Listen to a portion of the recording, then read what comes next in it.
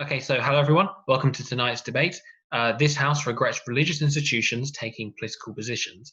Okay, so the way tonight's is going to work is going to be four 5-minute speeches in proposition to the motion and 4 5-minute speeches in opposition to the motion going down the table. So we'll start with Dasha leading the proposition side of the argument for this house regrets religious institutions taking political positions. So, Dasha, when you're ready, we will start a 5-minute timer. Okay, so first disclaimer is that I am a Roman Catholic from Eastern Europe, so I have a whole lot of experience with all of these religious institutions and the influence they can have on people. The Age of Enlightenment brought to Europe the idea of secularization, the separation of church and politics and jurisdiction. It was done to prevent churches' old-style ideas from influencing political decisions of the state, as well as to ensure freedom of religion, and by that to improve the democracy of the state as one of the rising ideas. My speech will have two main points. I will talk about how religious institutions can influence choice of political leaders in the society, by that making the democracy worse. And I will talk about more specifically Christianity and its relationship with the Western governments through the examples of Eastern Europe and potentially France. But what needs to be done first is a characterization of religious institutions and the difficulties with that. So religious institutions are a safe space for people who believe in whatever they stand for. They provide support and a sense of security to the people that join these institutions. However, because of how they do have influence over people, but they are still run by simple people, they can be instrumentalized by the government in order to achieve its own goals and in order to influence the wider population of the state. So, not all religions or belief groups are an institution. Some of them do not have one central leader, like for example, Islam. Islam doesn't have one person that is leading all of the beliefs. Churches have a more of a localized influence, or like belief groups, they have a localized influence on people that are in that country, in that territory, because of certain historical backgrounds or traditions. The separation of state and church is not valid everywhere to the same extent. Some political leaders are automatically religious leaders as well. I, in my speech, will not talk about Judaism or Islam because they are so different and they are not as highly institutionalized as, let's say, Catholic Church. So it is much more difficult to first separate and second analyze in what way they actually take political positions and influence the decision making. So first point, churches backing political leaders. Churches claim that they stem from a higher place. They have a certain divine power, they have divine validity, and thus, because of that, whatever they state, whatever they believe in, is the divine truth, and so people have to follow that if they want to be a good believer. That is true for majority of the religions. High influence on opinion of believers causes so that people don't want to question the positions of the church, and they're very unlikely to do that because they do believe that it comes from a higher place. It is especially true when we are talking about older generations which grew up in a different times where religion had much higher influence onto the society, or if we are talking about people who come from countries where religious institutions provide the biggest support to the vulnerable, so they are seen as a general good.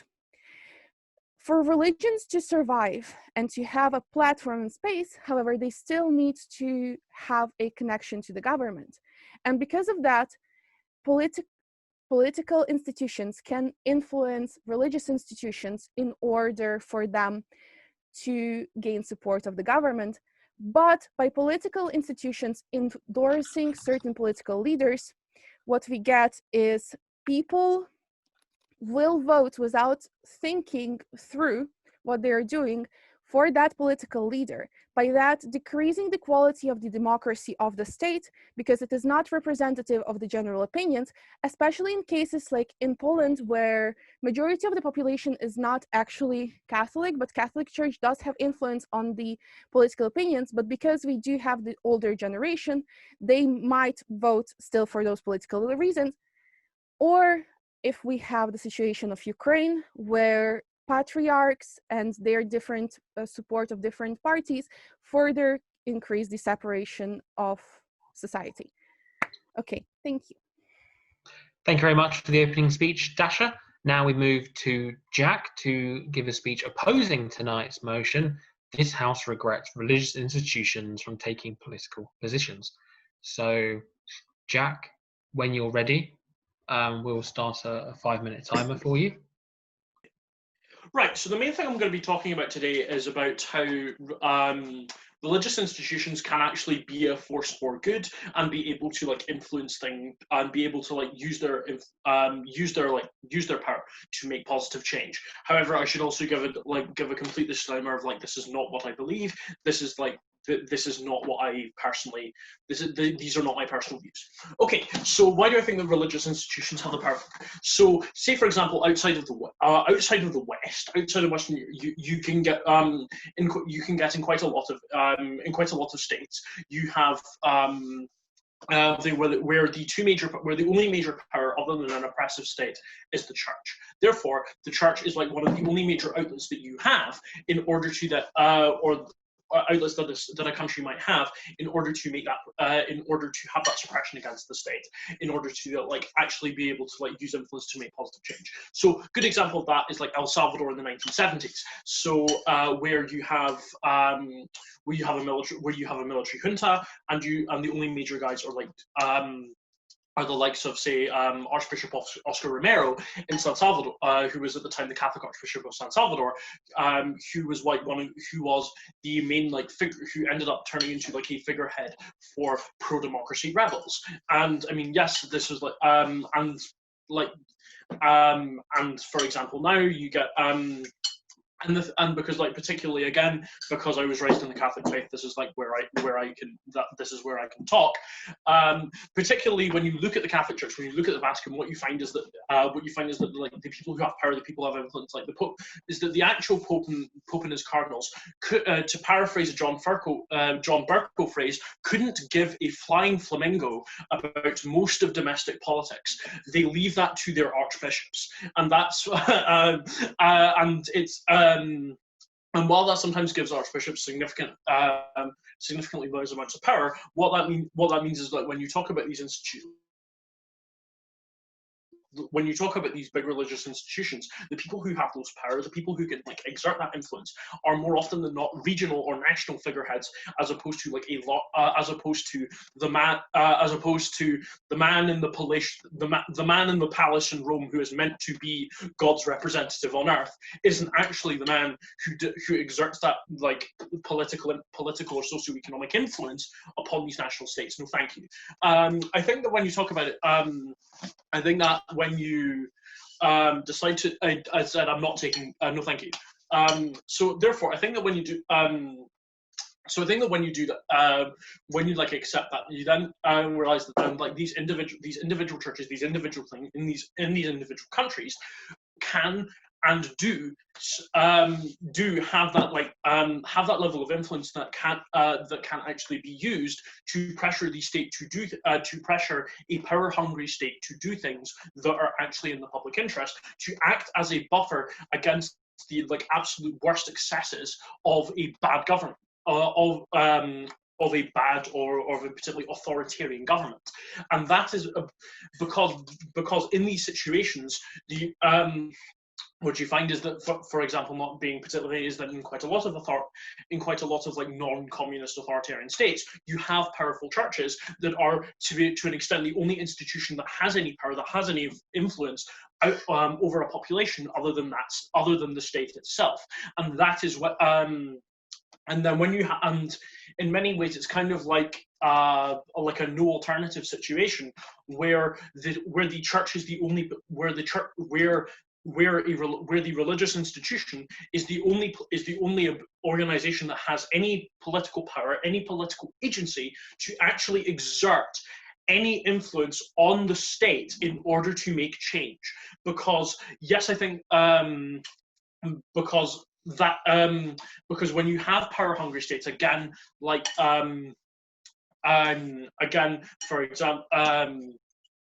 again, for example, the various military juntas that came up across Latin America in the 20th century, and while obviously you do have in quite a lot of cases the complicity of the church, when you had as I said, for example, in like El Salvador and to an extent in Argentina, you had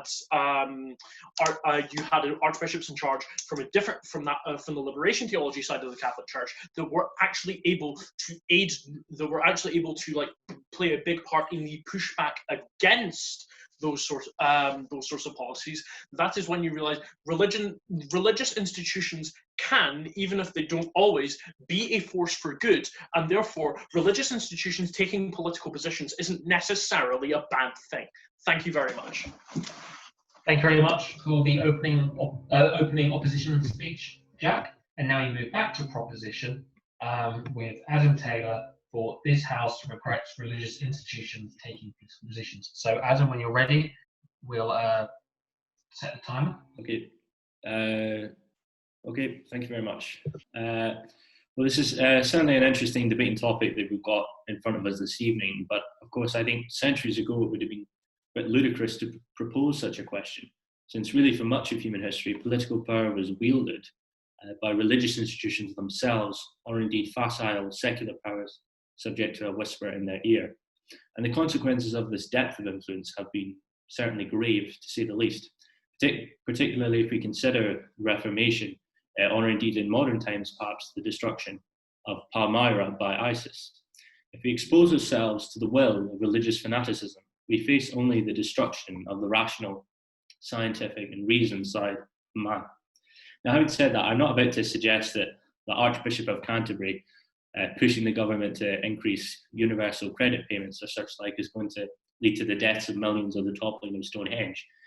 But as much as there is a practical point here to be made, the main one is one of principle, that we should not be governed, less our government should not be influenced by religious institutions. Indeed, the less these institutions take part in our political process, the better. Now, the reason behind this goes back to, well, at least the Age of Enlightenment, as Dasha said. And prior to that time, we had witnessed the so-called Age of Science. So from out of the Dark Ages came giant leaps from Galileo to Newton to Copernicus. And yet through all this time, as mankind searched for the true answers to the biggest questions in the universe, it was the church that stood in the way at every step. Now, Newton, of course, believed that he was discovering the beauty of God's work. And one would note the works of the Jewish Dutch philosopher Baruch Spinoza and his efforts to open religion up to science. And the point I'm making here is that I'm not trying to advocate for the abolition of religion or for the advancement of atheism. And I wouldn't describe myself as an atheist. There's a role that religion can play in society and in our individual lives. This was indeed, I think, one of the key advancements of Christianity over some of the earlier Abrahamic religions, decrying that we are all the sons of God, no matter where we come from or who we are, and that there is a personal relationship between the divine and ourselves. However, as far as I'm concerned, this does not translate into a need for religion to then play a part in our political process. This is because that whilst religious people may be principled and may be useful in politics, the institutions as a whole are subject to the same strains that exist within any institution, the desire to protect the institution itself. And this may pit church against state, not necessarily the image of the two working hand in hand. And this has been evidenced by the scandals of particularly the Roman Catholic Church and its failings to stand up for the victims of child sexual abuse at the hands of its own clergy. Jesus or no Jesus, the church chose to protect its own members, its own image and its own preservation, rather than seek justice, truth and the good of all society. And it's this notion of seeking the good of all that which we should expect from our governments and political institutions. And if the religious institutions cannot manage to advance that, then there can be no place for them in politics. Now, these points will be delved in further by the next speakers, but I want to just make one final point, and that is, well, to quote Nietzsche, God is dead and we killed him. Britain today is clearly a very atheist society, as is much of Northern and Western Europe. Judging by the latest statistics, church attendances are dropping day by day. But whilst religion is dying, tribalism, which has become almost a religion in itself, remains and indeed has taken over, and our religious affiliations, fueled by social media and the information age generally, of course. It's no longer, are you Protestant or Catholic? It's, are you left or right? Trump or Biden? Leave or remain? Humanity, it seems by default, organizes itself into tribes, whether that's by religion, by nation, or by the strange differences that seem to split us apart these days. But learning to depart from our various factions, whether they are imposed on us by society or by ourselves, and to live as individuals was the key realization of the Enlightenment age. And for some reason, and I'm not sure why, to be honest, we seem to have lost that. But the only way to get back to it is to find the guidance we need in ourselves and not be led blindly either by faith or those who preach it. Thank you very much. Thank you very much for that speech, Adam. That's opening the proposition, second proposition speaker of the evening. And now we move back to opposition with Robert Ferguson. So, Robert, when you're ready, we'll start the timer. Okay, so I agree with a lot of what the speaker right before me said, especially about when it comes to factionalism and tribalism taking over from where religion was in previous times. And I'm going to sort of take two things here. I'm going to talk about, firstly, I think this is a regrets motion. So I think we need to have a look at how this has influenced things through the history. And I think we'll find that in general, religion is an advocacy for good things historically, overall. But then I want to also talk about, like, specifically why maybe we should have religious institutions speaking up and why that is better than purely political institutions speaking. But let's first address the first thing. We've talked about a lot of Western religions, gone back and forth about Christianity and all of the things. But it's important to also note that there are other religions in other places of the world, big ones being Hinduism, also the other Jainism, Buddhism around there, moving into China, Confucianism, and then Shinto, Buddhist mashup in Japan. And the one thing I think you get when you look across all these religions is there is a fundamental thing underlying that you should be good to people. All these religions contain an element of philosophy of how to live a good life. And they all manage to point back to, you live a good life by helping people, by going out there and doing good works. Whether this is the Buddhist idea of, or like Jainist idea of trying to balance your karma so that you reach, you end the cycle of life, you end samsara and ascend forward, or whether this is the fundamental teachings of Christianity, which I think are espoused best in the Sermon on the Mount, where and the love your neighbor rhetoric that you get through the words of Jesus.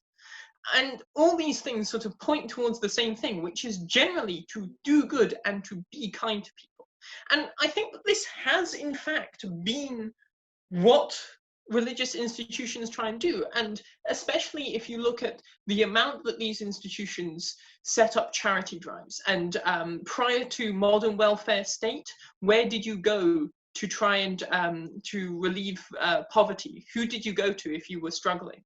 You went to the church. You went to these institutions, and the work that like Quakers and their churches did to speak out against slavery, these sorts of things will always, because those messages are so inherent in the teaching, speak out. They have historically always been speaking out against a perceived injustice. And of course you're going to get some people on both sides.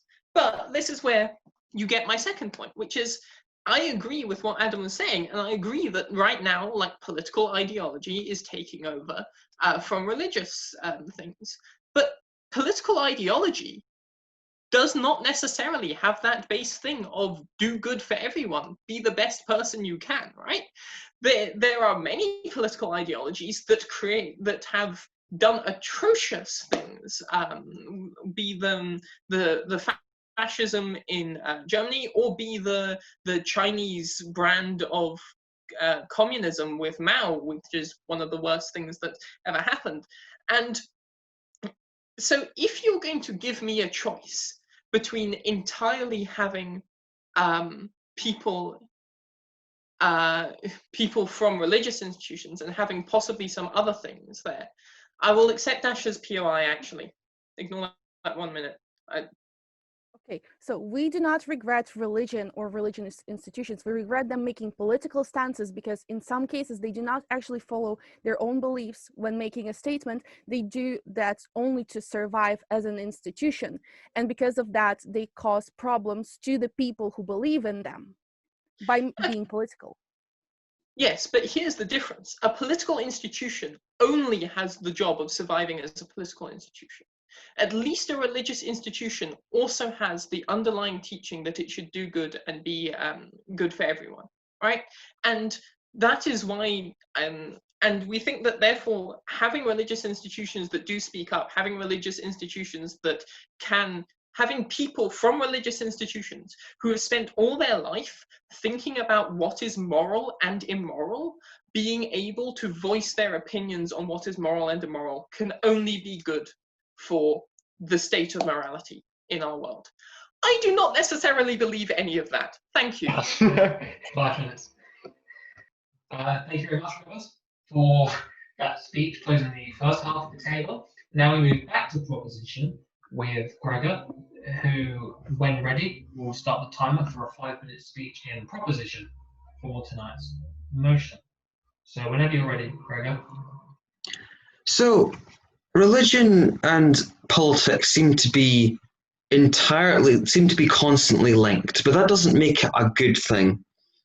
It seems to be that religion within politics or religious institutions taking political views seems to only cause problems for those political institutions, and whether or not they can be potentially seen as discriminatory.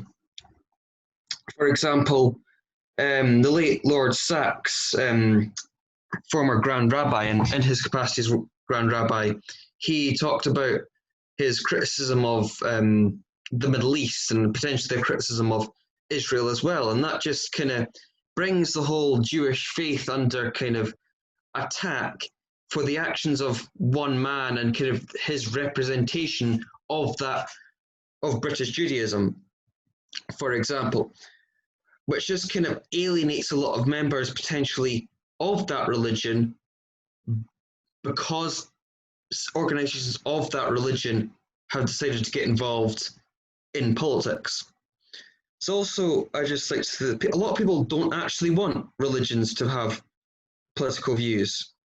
So why should they? For example, a lot of the clergy, a lot of people don't really see the clergy as really having a good impression of what they actually want. For example, I think 39% of people don't actually think that the clergy can be trusted on issues such as women's rights, for example, more specifically abortion. So why should a religious institution get involved in the political maneuvering of society and what it sees as part of its citizens' rights, when it surely is only, it should only really talk to those who believe in the faith of Catholicism, rather than those who may well be in the rest of society. For example, if the Catholic Church has made many views of the kind of against contraception, that kind of really can do a lot of harm to women within the government if people are taking political positions, and that just makes any kind of debate,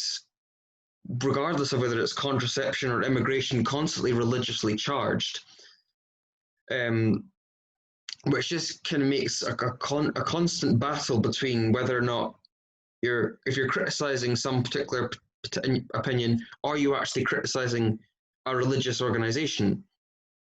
Which is problematic because there's legitimate criticisms of any political opinion, and you don't want to get into a position where a religious organisation gets involved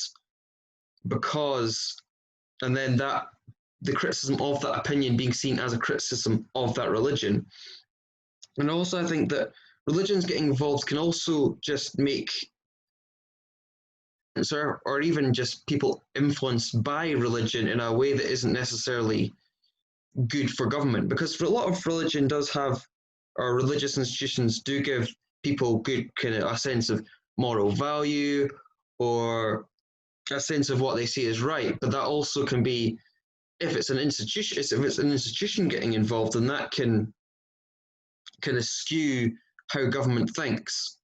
I think this is seen quite a lot on the US Supreme Court, for example, where religious institutions seem to get constantly involved in trying to control how the Constitution is seen, rather than the Constitution being seen purely on what it says and what legally it's meant to represent, rather than what people what religious people want it to represent. For example, freedom of religion. For example, within that, people can kind of twist that freedom to have which religion, or freedom to kind of disregard some religion. People are not necessarily happy to have some religions in, but it can also, if religions take a view of anything, that can kind of disregard anyone who isn't of that religion. It can make it seem like the state is one religion and alienate citizens that aren't of that religion from the state. For example, we have the Church of England, which is seen to be kind of a national religion, and that kind of can make people feel like they're not really British if they don't feel part of the Church of England, which is really not good for those who are, say, Muslim or Buddhist, who are British but not Catholic or Christian. Thank you. Thank you very much for that proposition speech, Gregor. And now we move on to the opposition side for the first speaker, which is Ross. So should we move the camera across? So when you're ready, I'll set the timer. So, good evening, everyone. I hope you all are well. An argument one expects to hear in this sort of debate is religious institutions should not be allowed to express political opinions because they do not have to pay taxes. Therefore, they should be unbiased. And I agree completely. An example of this in real life is in the United States. There, non-profit organizations, in this context religious institutions, may become exempt from federal income tax under Article 501c3 of the United States Code. A 501c3 organization is prohibited from engaging in political activity. If they do engage in political activity, they lose their 501c3 status and thus lose their status as a tax-exempt entity. I'm sure Side Proposition would agree that this is a system that works to their favor. This evening, I would like to oppose this motion using this very reasoning. I believe that religious organizations should have the freedom to express political opinions or engage in politics. However, if they do so, they should lose their status as tax-exempt entities. For almost every modern religious institution to survive, they need tax exemption. In the United Kingdom, churches are counted as charities, so they do not pay tax. Most churches in the United Kingdom have huge upkeep costs and have barely any income. Back home, my local church was built in about the early 1400s. And as you can imagine, keeping an aged, beautiful building like that standing is quite expensive. In fact, many churches are shutting down due to the high costs. In January of this year, the Garthy Parish Church was shut down for good due to financial uncertainty. One only has to go down Belmont Street or up Union Street to see a surprisingly high number of former churches now offering up spirits rather than spiritual guidance. Churches cannot afford the additional burden of paying taxes. They cannot. They struggle as is, and losing this status could spell their end forever. I think we can all safely agree that most religious institutions would likely not sacrifice their very existence for the sake of endorsing some Lib Dem MSP candidate. But Ross, I hear you say, what about these megapastors, these greedy, corrupt, perhaps even evil megapastors who have the financial means to survive the weight of being taxed? The likes of Joel Osteen, Kenneth Copeland, who in my opinion pervert and go against the very religion they claim to preach. Wouldn't they use their considerable wealth, which often reaches into the hundreds of millions of dollars, to lobby for perhaps unethical alternative streams of revenue? Although I am somewhat of a pessimist, I don't think they would risk it. Tax exemption accounts for a very substantial amount of these people's incomes. What these groups care about isn't the religion that they claim to preach, they care about their bottom line. I'm not sure the potential benefit of political expression would outweigh the risk of losing their tax-exempt status forever. Then again, knowing how deep-rooted and systematic the corruption is in the societal institutions of the likes of the United States, I couldn't be entirely wrong. They could abuse such a system to put themselves in a position where they can engage in politics yet remain tax-exempt.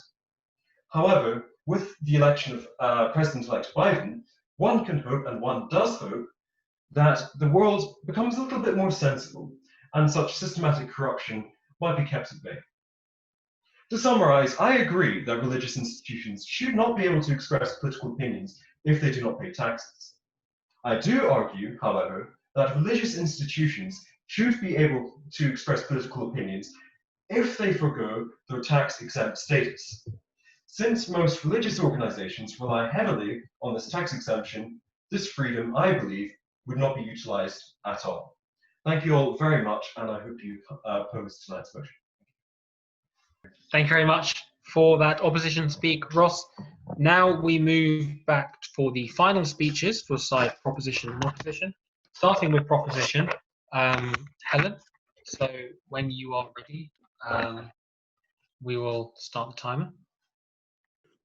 Okay, I'm going to do the fun role fulfillment thing that the whip speaker gets to do, which is I'm going to go through the main points I've managed to identify in this debate.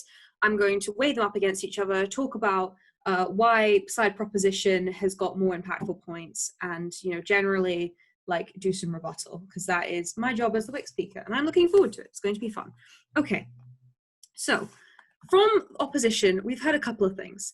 The first thing we heard was that religious institutions can be a force for good, and they can use the power they have for good, right? And then the example was given is that it's like it's the last line of defense against like dictatorships and authoritarianism. This is not a weighty argument, in my opinion, because history has shown that religious institutions will usually roll over when they're put under pressure. They're not going to hold up, right? Like a good example of this was the church in Germany in the 30s, which as a Christian organization should definitely not have just gone along with what the Nazis were doing, but they did. Why would they do that? We're not quite sure, but we do know that religious institutions have more in mind than just like, what's the best thing to do for the people of the world.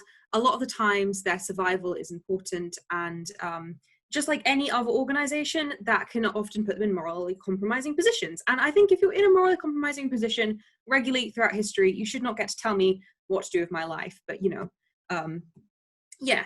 And furthermore, like having this power is not the same as using this power, right? The potential of being able to influence some politics for the better is significantly less impactful than the many, many historical and contemporary examples of religious institutions using their power to do bad things or to say bad things, right? Like a lot of, especially organized Christian religion, is all about just oppressing minorities or trying to justify hateful stances with religion, which not only is against like all of Christianity anyway, it's also a tangible harm that we've seen from religious institutions taking political stances that outweighs the benefit presented to us. Okay. Robert was like, oh, we should look at history. This is a regrets motion. Thank you, Robert, because you know what? I definitely remember, Robert, that the Crusades were a time full of kindness. I definitely remember all the love that was poured out by those Crusaders. That's why it has that name, because of all the love. And so I think that's a great example, definitely something we should do. We also heard from Robert the argument that like religious philosophy is basically you should be good to other people. But like, again, historically and currently, we don't see religious institutions necessarily practicing what they preach. We think that when a person has a religion, they should use those rules and apply them to their own lives, and they should not be told how to apply these rules, because we're not children, we are adults with critical thinking abilities, you know? Okay, last thing was Ross trying to squirrel the motion. That was fun. So he said if you take political stances, you should lose tax exemption. This is difficult to weigh up because it's a really small argument in terms of benefits and analysis, and also like relied upon an argument we haven't presented yet. But while I have the time, let me present that argument. So like, churches don't pay tax. They don't pay shit, right? They have legitimacy, moral legitimacy that political parties do not have, and yet they're often used for political campaigning, right? Dasha's talked about this. Like, churches have a special status, and to form political opinions puts them at risk of being hijacked by politics, by politicians to campaign. We don't think that's good. We don't think that you should bring political campaigning into religion, right? That's a bad place for it to be, and it ends up delegitimizing the religion and giving that campaign like too much influence it did not deserve.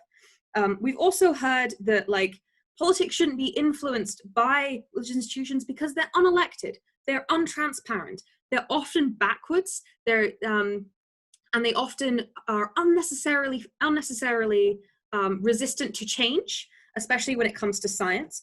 They may have other agendas, they often do have other agendas, and it increases a sense of factionalism, right? Like, most conflicts are religious conflicts, and holding religious opinions in the Western world is just like a shit thing to do because it makes people not like each other, right? We also heard that there's like a lot of tension created in this. It's tension that's not needed between the religion and every single other person. So I'm out of time, and for all these reasons, please propose this motion. All right, thank you very much for concluding this side of proposition, Helen. Now we move over to Maxwell to conclude the side of opposition and the debate on the first half of the debate as a whole. So Maxwell, when you're ready, we'll start the timer. Okay, I think in this debate we have overestimated the power of a religious institution saying a word. So firstly, I'm going to actually tell you why religious institutions are inherently political, why these teachings actually result in people taking political action with or without their say, and thus that a church taking stance is actually more of a representation of people who already exist than like actually convincing people to do anything. Firstly and foremostly, I think we are talking about the faithful here. I don't really think this debate applies to the people who are not really faithful. I don't think that they're going to, do what the church says. I think only the people who really believe in what the religious institutions say are affected explicitly by this motion.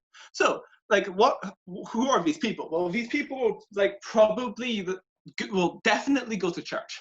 They definitely, like, listen to the people who are, like, their sermons. They listen, or, like, also church, all the other mosques, pagodas, whatever. Like, they go to some sort of religious institution.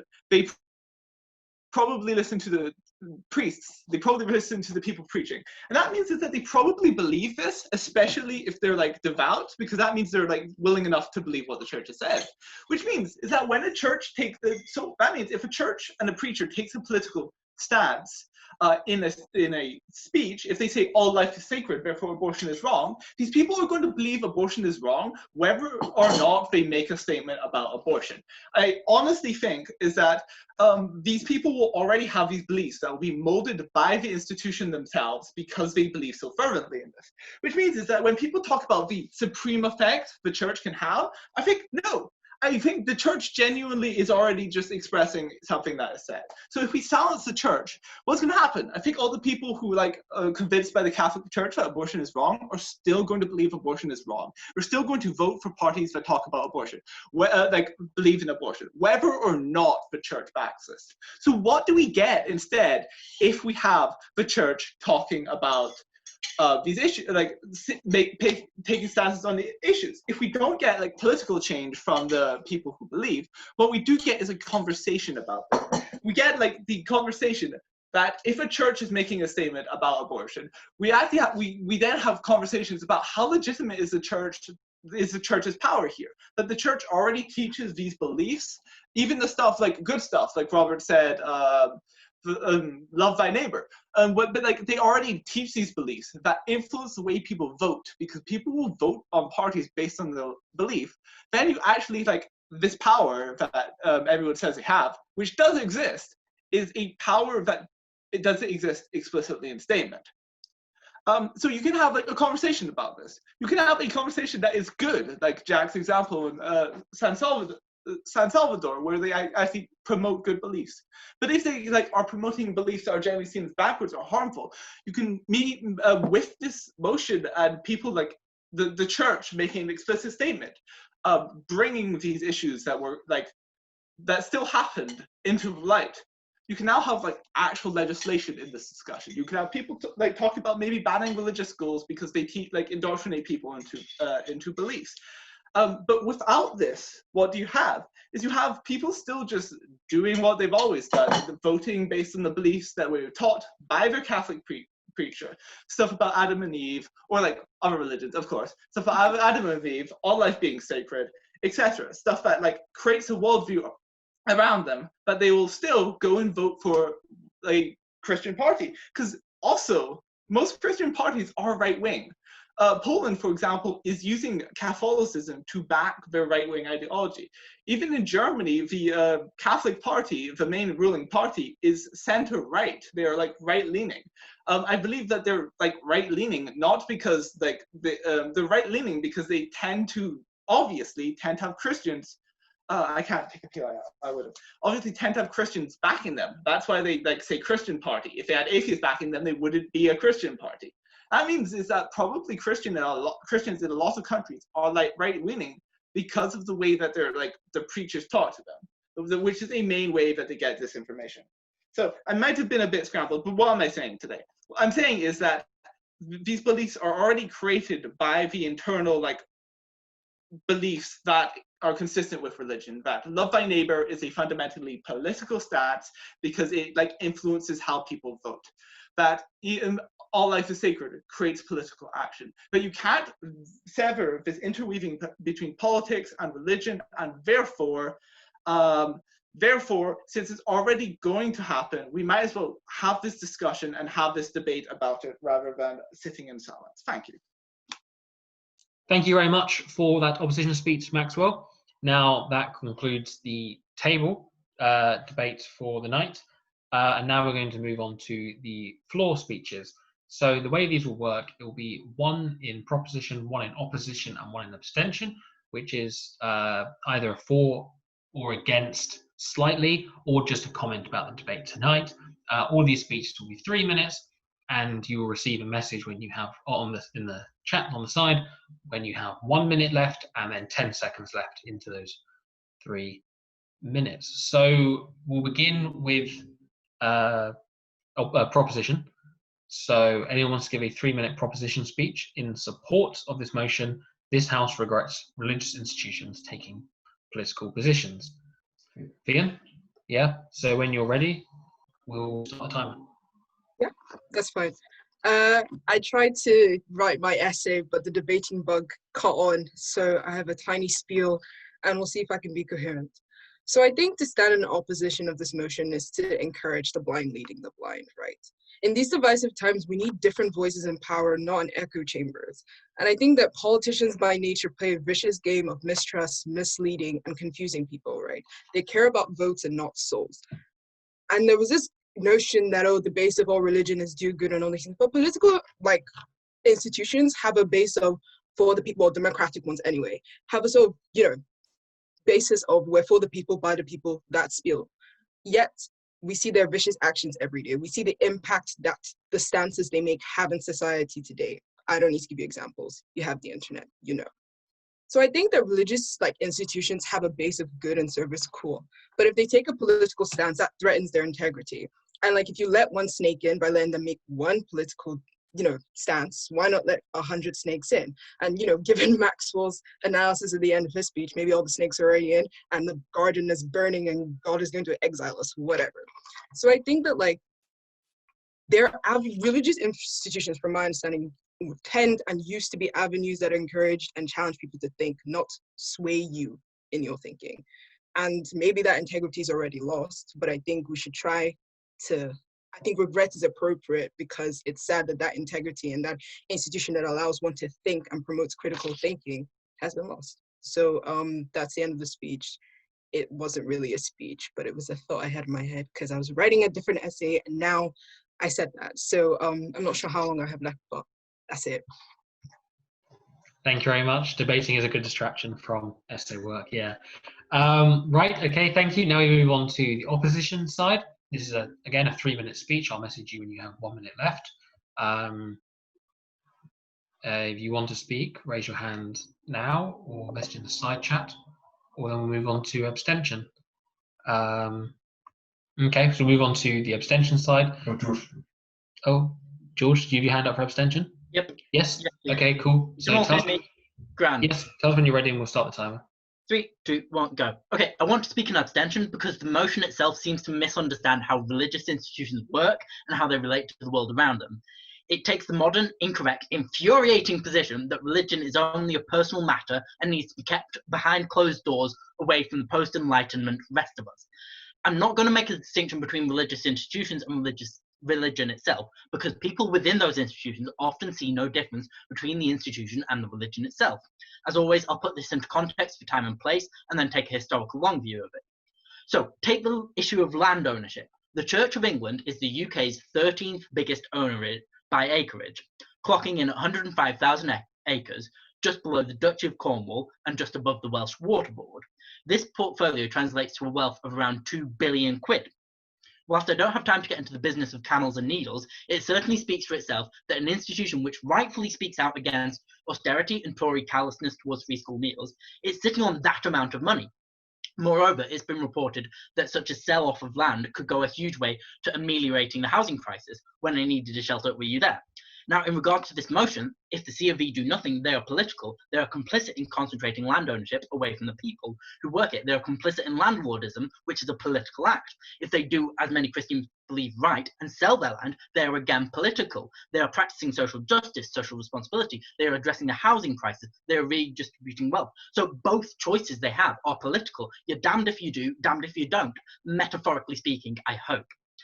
In Wales, Labour movement, which fought for and won our NHS, owes its existence to nonconformist politicians like Niall Bevan. Nonconformism made a political position on poverty, healthcare, social justice. Without nonconformism, you don't get the nonconformist humanism of Niall Bevan. Without Niall Bevan, you don't get the NHS. You can't separate the man from the ideals or religion that formed him, or from the history that goes behind it. On history, for many cooperativists, the labour movement is built upon the back of socialism, trade unionism, cooperativism, and Chartism, all of it which have deep roots in Christianity, sometimes in Islam and Judaism as well. Socialist Zionism was an entire cabaret itself before the war. You can't separate modern politics from its religious history. On ideals, for Catholic politicians like Andy Burnham, John McDonnell, and AOC, a way of putting one's religious beliefs into practice is through action, campaigning, organising, social activism, and yes, politics. Moreover, these members are inspired by leaders of their institutions, such as John the 23rd, Reinhard Marx, Pope Francis, who take up causes which we would recognise as political. So, to sum up, whilst I regret specific instances of religious institutions intervening in politics, so in this country, Cardinal Nichols publicly opposing gay marriage, in Poland, the Polish Church openly supporting a far-right government, I can't, on a whole, regret the unbreakable link between religion and politics, and the benefit that it's played and continues to play for ordinary working-class people. So, I'm abstaining. Thank you very much for that speech, George. And now we'll go for another round of floor speeches before we do the vote and announce next week's motion. So we'll move back to proposition. Is there anybody who'd like to give a 3-minute floor speech in proposition of the motion?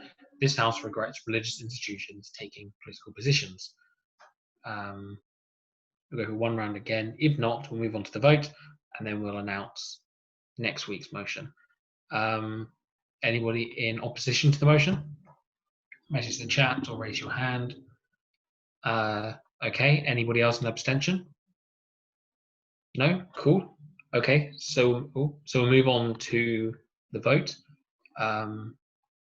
See what we went about, we'll count. Okay, so the way the votes will work is you raise your hand or you react with an emoji on your screen, or you write into the chat on the side. So all those in favour of the motion, this House regrets religious institutions from taking political positions, please raise your hand now. 1, 2, 3, 4, 5. Okay, thank you very much. All those against the motion, this House regrets religious institutions taking political positions. And if you do want to abstain, just say silent. So, okay, thank you very much. So on a 5 to 1, this House regrets religious institutions from taking political positions. Thank you all very much. Now we're going to announce next week's motion. This will be the same time, 7 o'clock on Thursday. So Gavin, I'll make you host so you can share your screen. Okay. Oh crap. This House supports the right to die is next week's motion. So if you want to speak in that, contact myself, another member of the council, or the Debater Facebook page, either one of those. Thank you very much. Like I said, that'll be next Thursday at 7 o'clock. Until then, thank you all very much for coming. Training on a Tuesday and a Thursday. If you have any questions at all, message the Facebook page, or message somebody on council as well, and we'll get back to you with your place. Once again, thank you all for coming, and we'll see you all next Thursday. Thank you. Bye.